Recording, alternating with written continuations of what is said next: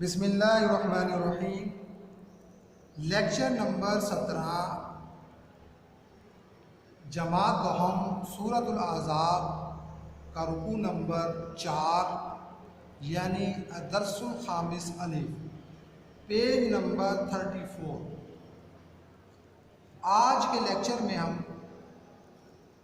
آیت نمبر 30 اور 31 پڑھیں گے۔ آیت نمبر 30 اور 31 دیکھیں بیٹا آپ۔ بسم اللہ الرحمن الرحیم۔ یا نساء النبی من یأتی منکن بفاحشۃ مبینۃ یضاعف لها العذاب ضعفین وکان ذلک علی اللہ یسیرا ومن یقنط منکن للہ ورسولہ وَتَعْمَلْ صَالِحًا نُؤْتِهَا أَجْرَهَا مَرَّتَيْنِ وَأَعْتَدْنَا لَهَا رِزْقًا كَرِيمًا۔ اس کا ترجمہ دیکھیں گے بیٹا۔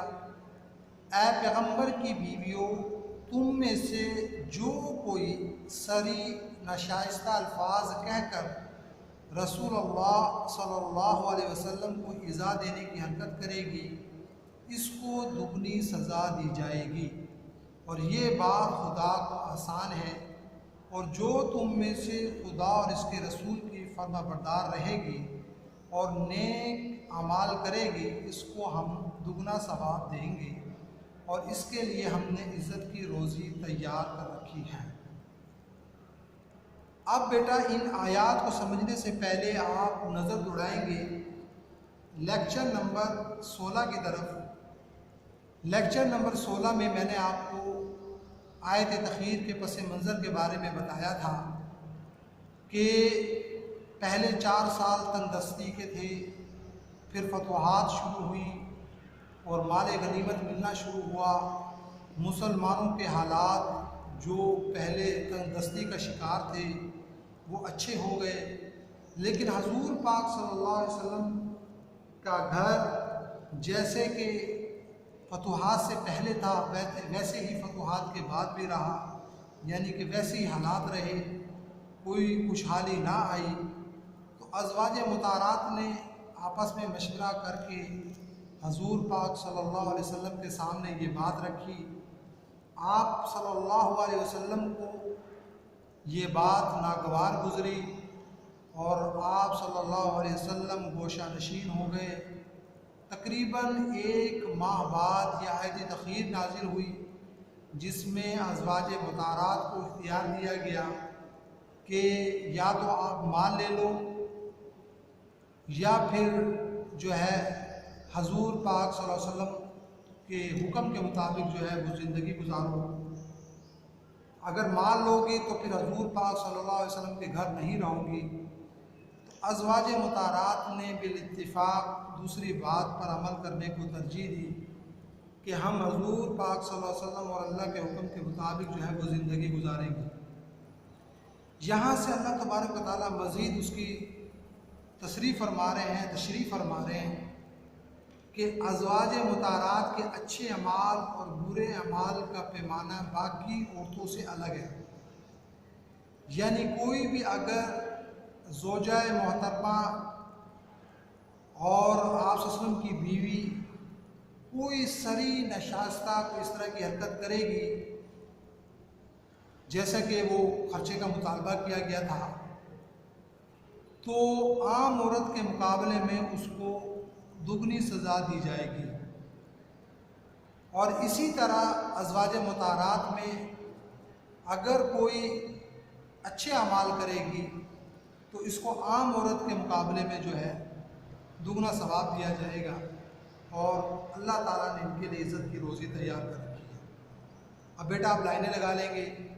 یا نساء النبی من یأتی منکن بفاحشۃ مبینہ، یہاں پہ لائن لگاؤ۔ اس کا ترجمہ اے پیغمبر کی بیویوں، تم میں سے جو کوئی سری ناشائستہ الفاظ کہہ کر رسول اللہ صلی اللہ علیہ وسلم کو ایذا دینے کی حرکت کرے گی، یہاں پہ لائن لگاؤ۔ یضاعف لها العذاب ضعفین، یہاں پہ لائن لگاؤ۔ اس کا ترجمہ اس کو دگنی سزا دی جائے گی، یہاں پہ لائن لگاؤ۔ وَكَانَ ذَلِكَ عَلَى اللَّهِ يَسِيرًا، یہاں پہ لائن لگاؤ۔ اس کا ترجمہ، اور یہ بات خدا کو آسان ہے، یہاں پر لائن لگا لو۔ وَمَن يَقْنُتْ مِنكُنَّ لِلَّهِ وَرَسُولِهِ، یہاں پہ لائن لگاؤ، اس کا ترجمہ، اور جو تم میں سے خدا اور اس کے رسول کی فرما بردار رہے گی، یہاں پہ لائن لگاؤ۔ وَتَعْمَلْ صَالِحًا نُؤْتِهَا أَجْرَهَا مَرَّتَيْنِ، یہاں پہ لائن لگاؤ، اس کا ترجمہ، اور عمل نیک کرے گی اس کو ہم دگنا ثواب دیں گے، یہاں پہ لائن لگا لو۔ وَأَعْتَدْنَا لَهَا رِزْقًا كَرِيمًا، یہاں پہ لائن لگاؤ، اس کا ترجمہ، اور اس کے لیے ہم نے عزت کی روزی تیار کر رکھی ہے، یہاں پر لائن لگا لو گے۔ اب بیٹا آیت نمبر 32 اور 33 دیکھیں۔ آیت نمبر 32 اور 33 جو ہے وہ ہمارے ایکسرسائز میں سوال نمبر 2 کا جواب ہے۔ سوال نمبر 2 ہے، ان آیات میں اللہ تعالیٰ نے رسول صلی اللہ علیہ وسلم کے ازواج مطہرات کو کن احکام و آداب کی تلقین فرمائی ہے؟ اس کے آگے پیج نمبر 34 لکھ لیں گے۔ اب بیٹا آپ آ جائیں گے پیج نمبر 34 پر، آیت نمبر 32، یا نساء النبی لستن کاحد من النساء، یہاں سے بریکٹ لگاؤ گے، اوپر 2 لکھو گے، سرکل لگا دو گے۔ اب دیکھیں بیٹا اس کا جواب کہاں تک ہے، یا نساء النبی لستن کاحد من النساء ان اتقیتن فلا تخضعن بالقول فیطمع الذی فی قلبہ مرض وقلن قولا معروفا وقرن فی بیوتکن ولا تبرجن تبرج الجاہلیۃ الاولی واقیمن الصلاۃ وآتین الزکاۃ واطیعن اللہ ورسولہ انما یرید اللہ لیذہب عنکم الرجس اہل البیت ویطہرکم تطہیرا۔ تطہیرہ پہ آ کر بریکٹ بند کرو گے، اوپر 2 لکھو گے، سرکل لگا دو گے۔ اب بیٹا اس کے ترجمے کو آپ سوال نمبر 2 کے جواب کے لیے ہائی لائٹ کر لیں گے دونوں آیات کے۔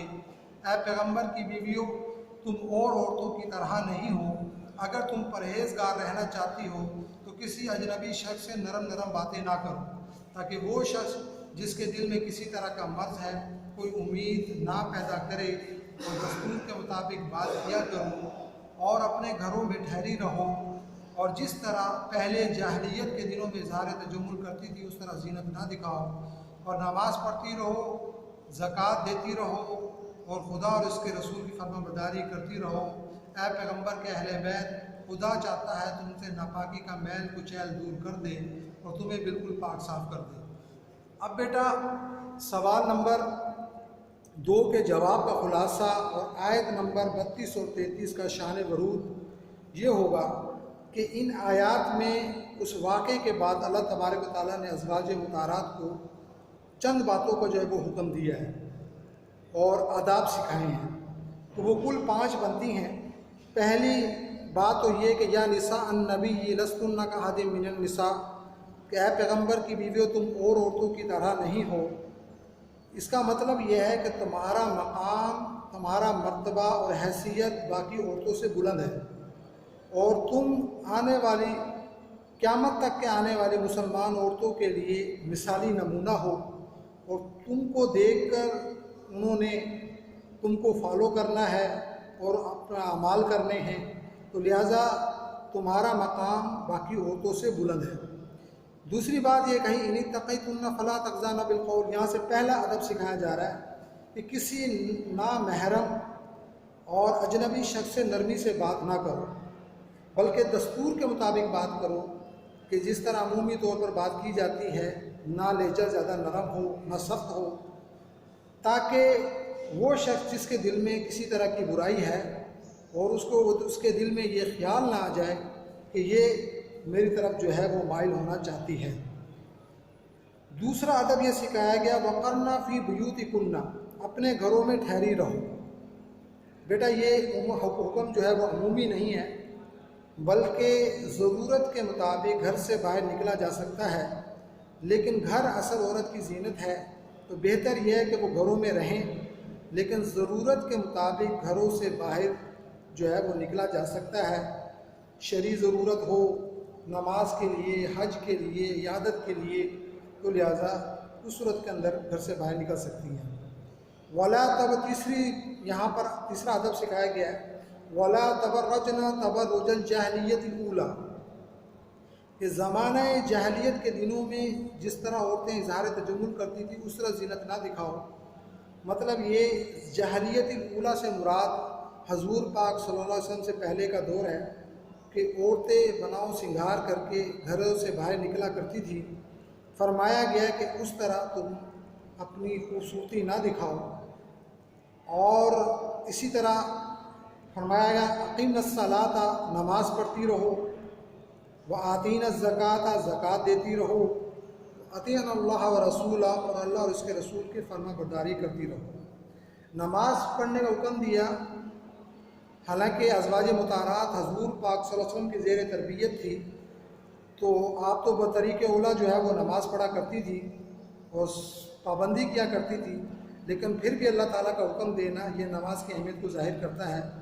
اسی طرح آتین الزکوٰۃ، ایک تو وہ زکوٰۃ جو فرض ہے، اس کے علاوہ صدقہ خیرات بھی اللہ کی راہ میں کرو، اور اللہ رسول جس بات کا حکم دے اس کی فرما برداری کرو۔ اب ان تمام باتوں سے اللہ تبارک و تعالیٰ فرما رہے ہیں کہ میں چاہتا ہوں کہ اہل بیت سے ناپاکی کا میل کچیل جو ہے وہ دور کر دیا جائے۔ تو اہل بیت سے مراد حضور پاک صلی اللہ علیہ وسلم کا گھرانہ ہے، اور ان کو بالکل جو ہے وہ پاک صاف کر دیا جائے۔